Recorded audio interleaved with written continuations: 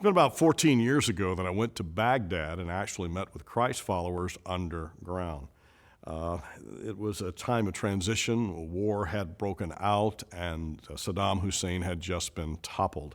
And those underground Christians were now beginning to be above ground, meeting in worship without fear of being stopped or being interrupted or being persecuted or arrested. I remember that I was there in a worship service at a house, and it was crowded. And there in front of us, just a few feet away, was a man playing keyboard, leading in worship, and it was wonderful.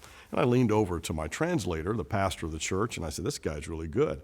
He said, "After the service, I'll tell you his story." Turns out the guy was a secular musician who was a favorite of Uday Hussein, one of Saddam Hussein's really, really bad sons.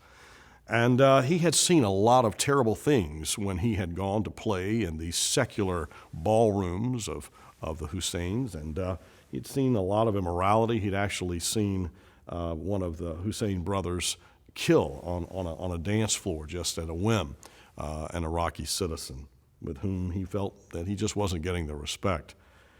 As a result of all of that brokenness and that taking all of that darkness in, one day he met a Christian in Baghdad and heard the gospel, and his life was changed.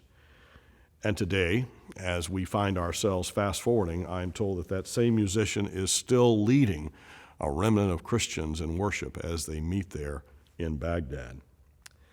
All over the world, including Baghdad, Jesus Christ is drawing worshipers to himself. So as you pray today for the world, understand that the gospel is going forward. Today, someone will be a recipient of your prayers. Your prayers will be answered.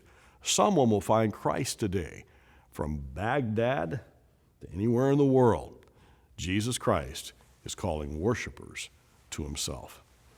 That's very exciting.